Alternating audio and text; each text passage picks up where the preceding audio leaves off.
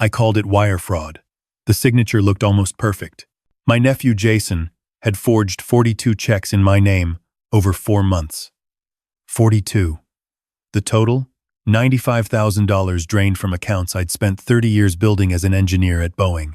The bank manager, a woman named Patricia who'd known me for 2 decades, spread the copies across her desk. Her hands were shaking. "Mr. Harrison, I don't understand how we missed this," she said. "They're very good." They were. Jason had always been artistic. When he was 12, he used to trace my signature on birthday cards, practicing until he got it right. I thought it was cute back then. A nephew who admired his uncle enough to copy his handwriting. I should have seen it coming. It started in March. I was 67, living alone in the house my wife Sarah and I had bought in 1982. She'd passed 3 years earlier from cancer, and I'd been managing fine. Comfortable pension, solid investments, paid-off mortgage. No kids of our own, but I'd always been close with my sister Linda's son, Jason. Maybe too close. The first check was for $1,200. I noticed it when I reviewed my April statement, payable to J. Harrison. My middle initial is J. Jason's first name is J. The handwriting was mine. Almost. I called the bank. "Oh, that was cashed at our downtown branch," Patricia told me. The teller verified the signature against our records. "Is there a problem? I didn't write this check." There was a pause. "Are you sure? Sometimes we write checks and forget." "I'm 67, Patricia, not senile. I didn't write a check for $1,200 to myself. Let me look into it. I'll call you back." She did. That afternoon, "Mr. Harrison, we've reviewed the security footage. The person who cashed it was a younger man, maybe 30s, brown hair. He had your ID." "He had my what?" "Your driver's license." "Well, a license with your name and photo." My wallet was in my pocket. My license was inside. I pulled it out, checked it. Real. Current. "Patricia, I'm holding my license right now." Another pause. Then he had a duplicate. I drove to the bank that same day, filed the report. They said they'd investigate. I went home thinking it was a one-time thing, a mistake. Maybe someone at the DMV had screwed up, issued a duplicate by accident. But then I checked my online banking that night. 3 more checks had cleared that week. 2,000, 1,500, 3,000, all to J. Harrison, all with my signature. I called Patricia again. Her voice was tight when she answered. "Mr. Harrison, I was just about to call you. We've found 8 checks total, all cashed in the past 6 weeks, different branch locations. Always the same younger man, with your ID. 8 checks? $14,000. My chest tightened. Who has access to my checkbook? That's what we need to figure out. Have you lost any checks recently? Had anyone in your home? I thought about it. My sister Linda had visited twice in March. She'd brought Jason with her the second time. He'd seemed off. Jittery. He'd asked to use the bathroom. Been gone for maybe 10 minutes. Can you describe the man on the footage again? Patricia read from her notes. Male, early 30s, brown hair, approximately 5 to 10, thin build, wore a baseball cap and sunglasses in some visits. But we got clear shots when he removed them to verify his face against the ID. Jason was 32, brown hair, 5'10", thin. Can you email me a screenshot? I can't do that for privacy reasons, but you can come view it if you'd like. I was there in 20 minutes. The moment I saw the footage, my stomach dropped. It was Jason, my nephew. The kid I'd taken to Mariners games when he was 8. The teenager I'd helped through his parents' divorce. The young man I'd lent $5,000 to when he said he needed it for a business opportunity. He'd never paid that back, by the way. I'd let it slide. Family. That's my nephew, I told Patricia. She closed her eyes. I'm sorry, Mr. Harrison. We'll need to file a police report. This is identity theft and check fraud. Federal offenses. Wait. I held up my hand. Let me handle this first. Family. She looked at me like I'd lost my mind. Mr. Harrison, he's stolen $14,000 from you. That we know of. There could be more, I understand. But he's my sister's only son. Let me talk to him first. Maybe there's an explanation. There wasn't. I called Linda that night. She answered on the third ring, her voice cheerful. Hey, big brother, what's up? Is Jason there? No, he's out. Why? I told her. All of it. The checks, the signature, the ID, the bank footage. The line went silent for a long moment. That's impossible, she finally said. Jason wouldn't do that. Linda, I saw the footage. It's him. You're wrong. You probably just forgot you wrote those checks. You know how it is at your age. Memory goes. Don't. My voice was sharp. Don't do that. I'm not forgetting anything. Your son stole from me. How dare you accuse him? Jason's going through a tough time right now. He lost his job. He's stressed. He would never. $95,000, Linda. She sucked in a breath. What? I checked further. 42 checks total. Over 4 months. $95,000. That's not possible. The bank has records, footage, signature samples. It's all Jason. I heard her crying then. Soft, hiccuping sobs. He's sick, she whispered. He has a gambling problem. He's been going to meetings. He's getting help.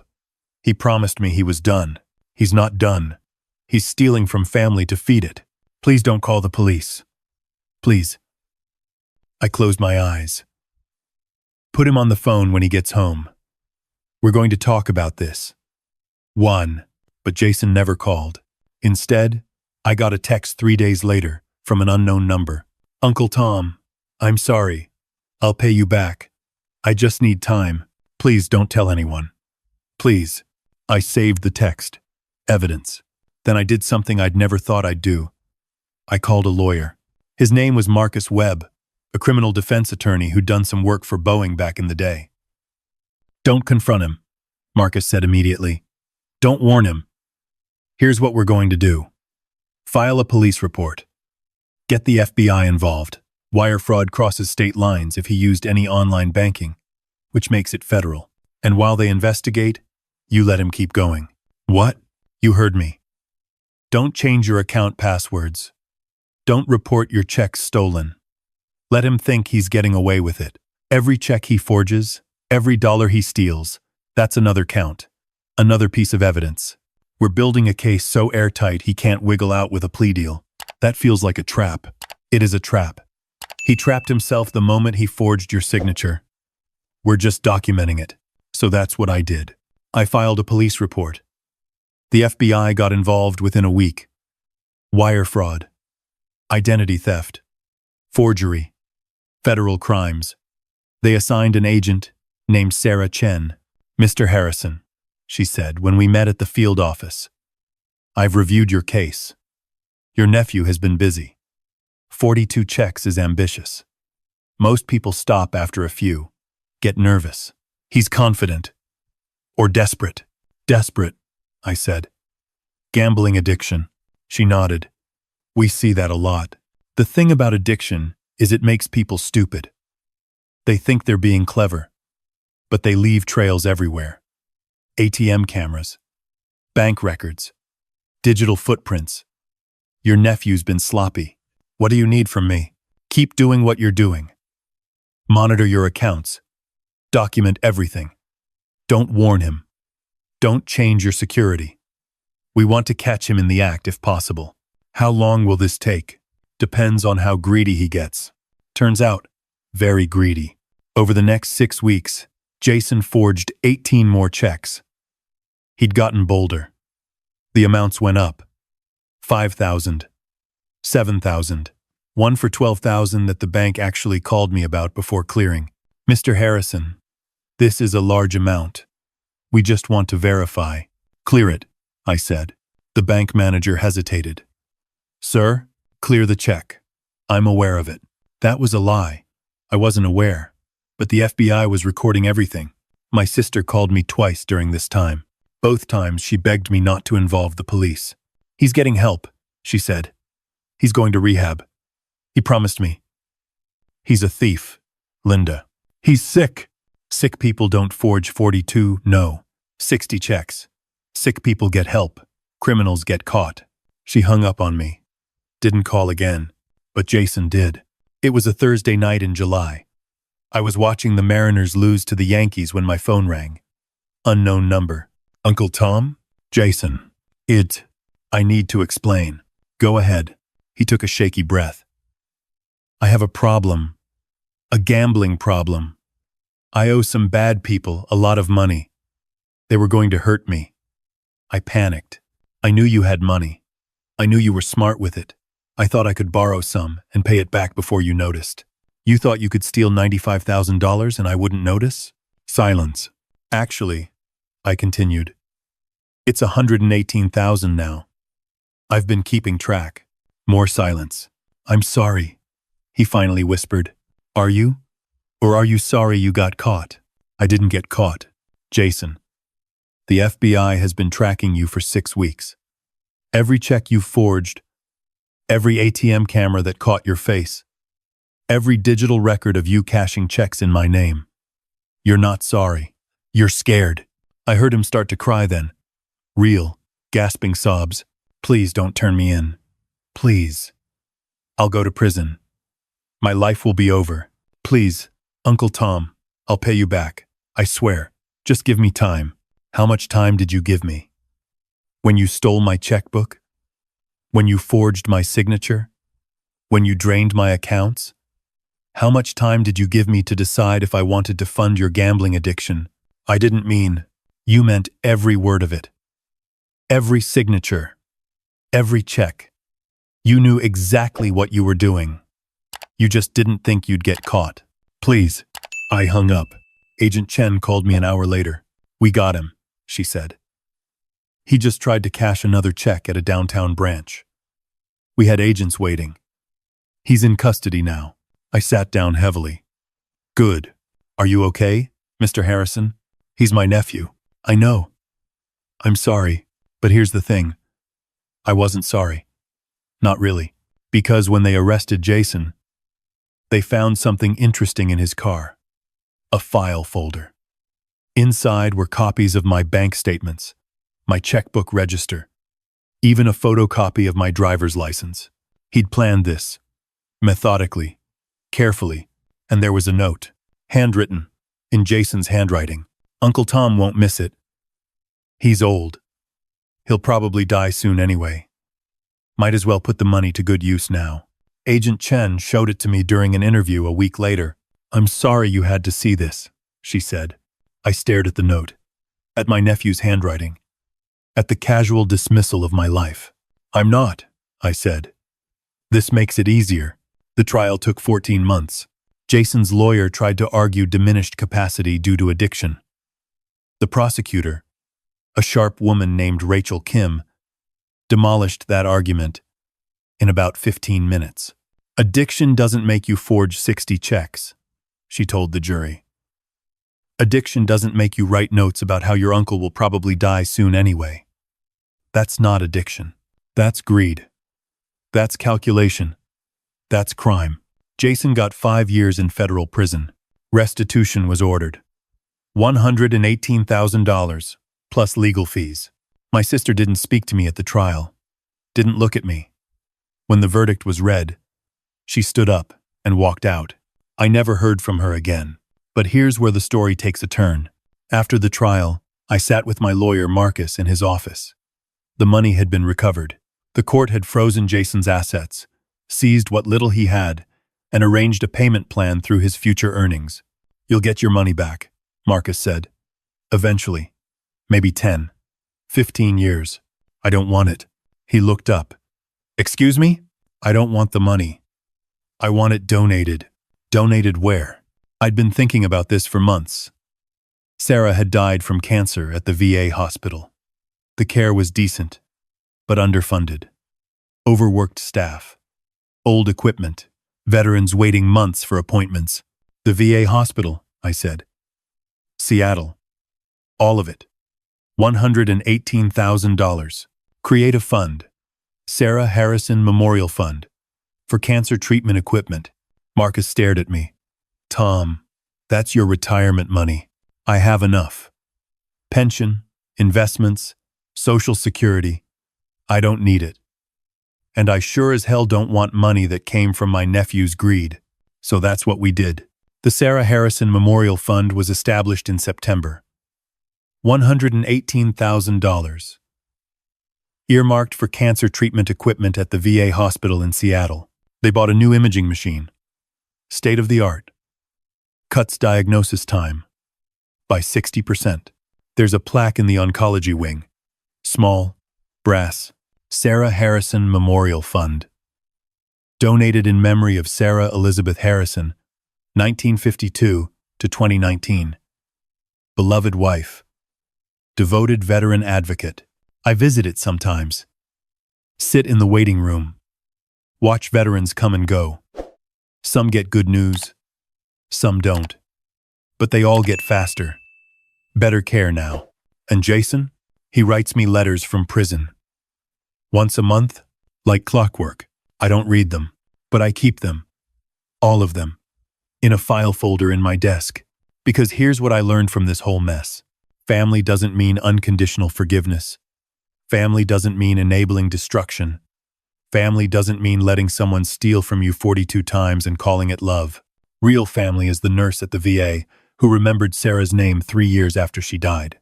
Real family is Agent Chen, who called me every month during the investigation to make sure I was okay. Real family is Marcus, who cut his legal fees in half because Sarah was good people. Real family is Patricia at the bank, who flagged those first checks, even when it was easier not to. Jason was blood. But he stopped being family the moment he forged my name. And my sister Linda? She made her choice. She chose denial over truth, enabling over accountability, her son's lies over her brother's trust. I haven't spoken to her in 14 months. Probably never will again. Does that hurt? Sure. 50 years of sibling relationship, gone. But not as much as reading that note hurt. Uncle Tom won't miss it. He's old. He'll probably die soon anyway. I'm 68 now. Got a clean bill of health last month. Doctor says I'll probably make it to 90 if I keep walking every day and lay off the red meat. So, I've got 22 years, give or take. And every single one of those years, I'm going to know that Sarah's memory is helping veterans get the care they need. That's legacy. Not money sitting in an account. Not a nephew's gambling debts. Not a sister's denial. But a small brass plaque in an oncology wing. And a machine that saves lives. Jason gets out in 3 years. Assuming good behavior. I've already told Marcus to prepare a restraining order. Because here's the final thing I learned. Some people think forgiveness means reconciliation. It doesn't. Forgiveness means releasing anger. Letting go of bitterness. Moving forward without the weight of hatred. I've forgiven Jason. I don't hate him. I don't wish him harm. But I also never want to see him again. He made his choices.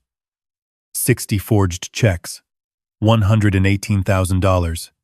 One note that revealed exactly who he really was. Now he gets to live with those choices. And I get to live with mine. Every time I visit that plaque, I remember Sarah. Her smile. Her laugh. The way she used to volunteer at the VA. Every Thursday. Serving coffee to veterans in the waiting room. They gave so much, she used to say. The least we can do is give them decent coffee and a kind word. She'd be proud of the fund. Proud of the machine. Proud that her name means something more than a cancer diagnosis and a too short life. And Jason? He'll be out in 3 years. 35 years old. Ex-con. Federal record. Good luck getting a job. Good luck rebuilding. Maybe he'll change. Maybe prison will teach him what family never could. Maybe he'll get sober. Stay sober. Become a productive citizen. Or maybe he'll get out and find another uncle. Another Mark. Another easy target. Either way, it won't be me. I changed my locks. Changed my passwords. Changed my bank. Got a P.O. box for my mail. Told Marcus to handle any legal contact. Jason doesn't get a second chance at my money. Or my trust. Or my life. Some bridges, once burned, should stay ashes. And sometimes, the best revenge isn't revenge at all. It's moving forward, building something good from something bad, turning theft into charity, turning betrayal into legacy. The Sarah Harrison Memorial Fund will outlive me, probably outlive Jason too. 60 years from now, veterans will still be getting scanned by that machine, still getting diagnosed faster, still getting treatment sooner, and none of them will know about the nephew who stole, or the uncle who donated, or the messy family drama that made it all possible. They'll just know that someone named Sarah Harrison cared enough to help. That's all that matters. That's the story I want told. Not the one about 42 forged checks and a nephew in prison, but the one about a woman who loved veterans and a husband who honored her memory by making sure that love continued, even after betrayal, even after theft, even after family fell apart. Love continued. And that's worth more than $118,000. That's worth everything.